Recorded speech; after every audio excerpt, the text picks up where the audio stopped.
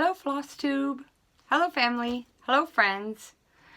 I'm Gail, and this is my channel about Gail's Golden Needle, where I talk about quilting and cross stitch and sewing and other crafts and other things that I make or do, and a little bit of life. If you're new, welcome. I'm so glad that you're here, and I hope that you find in what I have to share something that inspires you or that you like. And thank you to some of you who have been watching and have subscribed. Thank you very much. And if you're back to see more, I'm glad that you're here. So first I wanted to start with my fully finish. I have a fully finish. And this is a pattern from Pinker and Quilting. Pinker and Quilting. And it was a chart that had the Santa mug with the tree and some border and snowflakes on a cake plate. But I changed it up. I just wanted to have an ornament.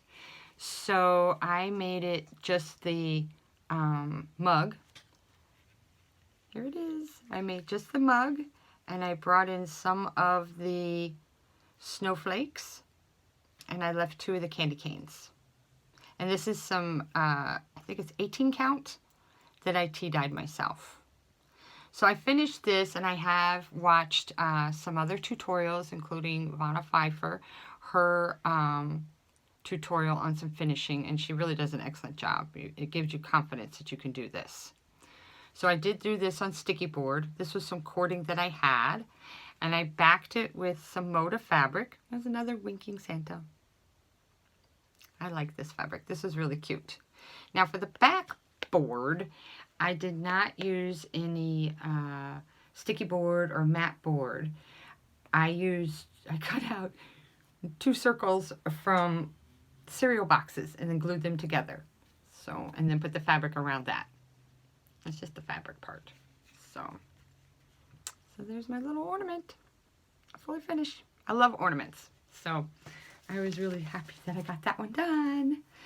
So that's what I have for now for my fully finishes. Next I have for my whips, which are works in progress. I went out to my local news and magazine shop, and I bought the latest edition of the Punch Needle and Primitive Stitcher. There's some really nice charts in here, some really nice projects. So I wanted to start on this Winter Cardinal etching. So I'm sure you all have been seeing that around.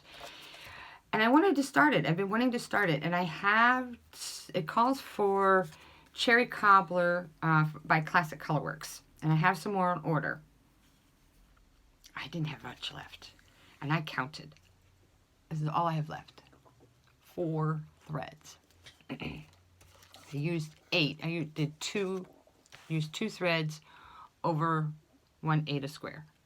And this is, I think it was, oh, it's dapple. It's 16 count dapple. I picture this plus. And this is what I've got so far. So, I really like that one.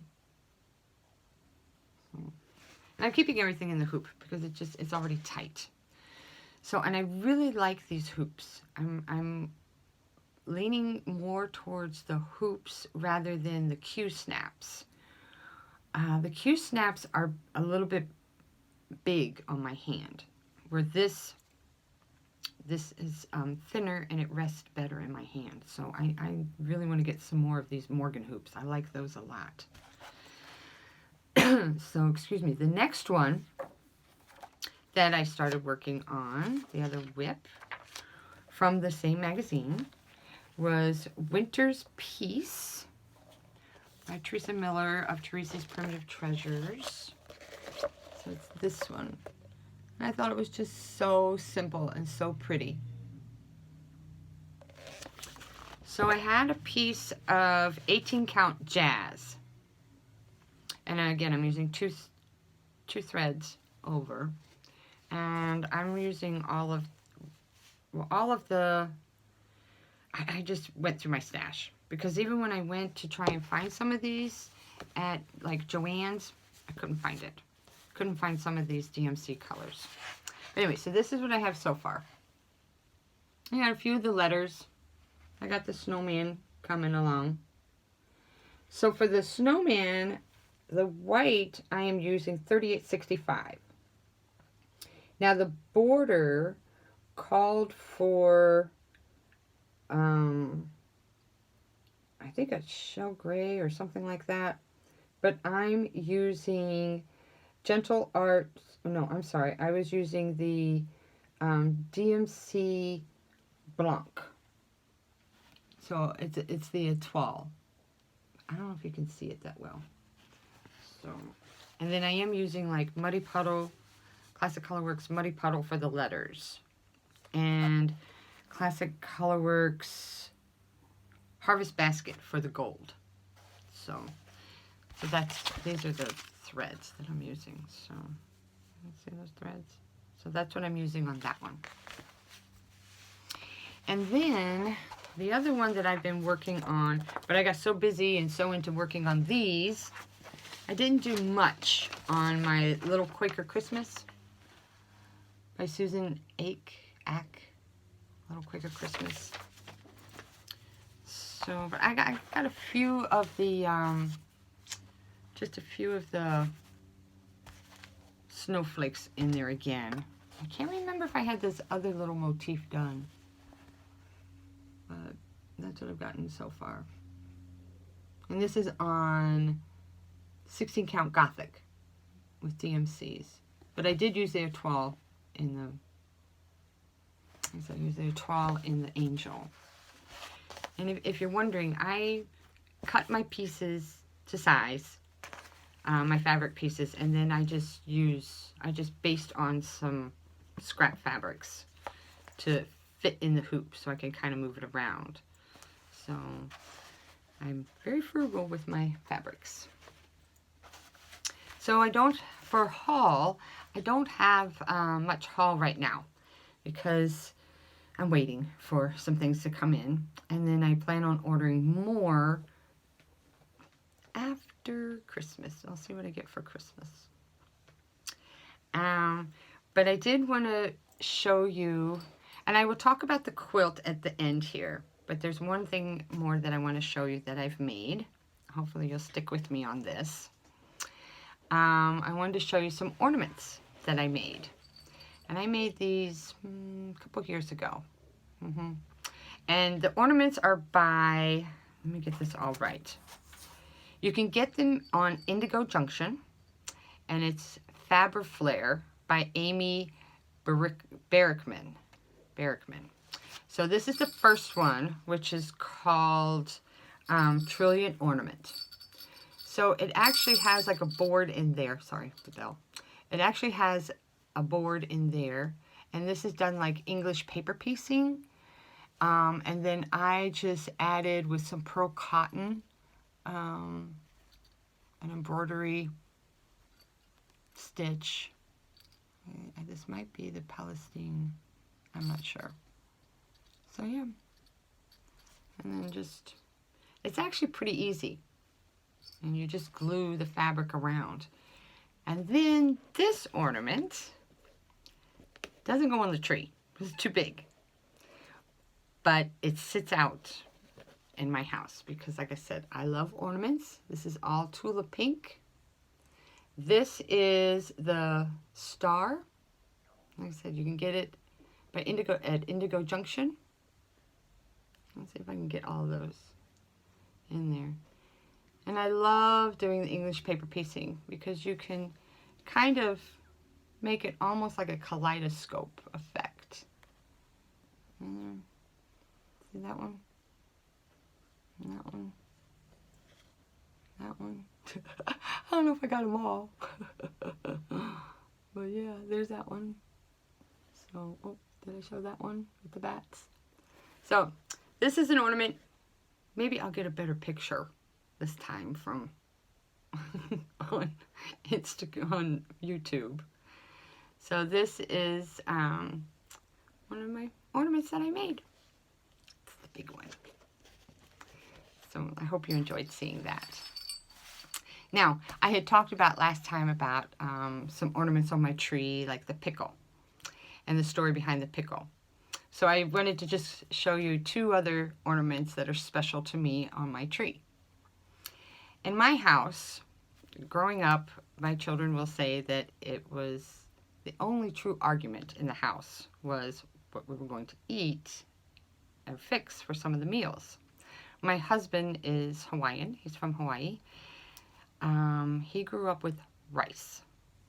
I grew up with potatoes. So it was always, was it going to be rice or potatoes for dinner? And I kept trying to tell him, it is not eggs and rice, it's eggs and hash brown. And it's not meatloaf and rice, it's meatloaf and potatoes. So one year for Christmas, I got him a potato ornament. There's the potato. And then for the rice part, my daughter found this one. And it is the soy sauce bottle. But in our house we say shoyu. So, rice or potatoes? Thank you so much for joining me. If you stuck with me this long, I'm just grateful that you did. I hope that everybody has a good week, that the weather is good for you. It's gotten very cold here, very gray. It's starting to get that whole winter vibe. You know, the leaves are all gone. Things are looking very dead, very dead. So, and like I said, with the gray days, it's very wintry. So, if you stick around, I will talk about the quilts. So, if you don't, so long. Now, if you stayed for the quilt, this is a quilt that I made for my mother. And I made it in, I think, around 2013. So this was, all of these fabrics were a Moda pack, like one of those charm packs. So, and I took it and made, just cut it down, and then I used this background fabric and put in there. And then the border fabric is Tula Pink Flutterfly, I think it is. So this is all hand quilted with traditional quilting thread, and I just drew a grid and followed this grid, and so it's very skinny right there and then right there. So I just drew the grid and followed the grid. On the border, I just followed this motif around like this on the sides. I just followed that motif and quilted in there. It is very wrinkly and puckery, but that's the way I like mine. I like my quilts to have that heirloom look, that vintage heirloom look. So I tend to, as soon as I finish quilting it, I wash it so that it gets that crinkly look. So that's all I have for today. Again, if you stuck this long, thanks. See you next time. Bye.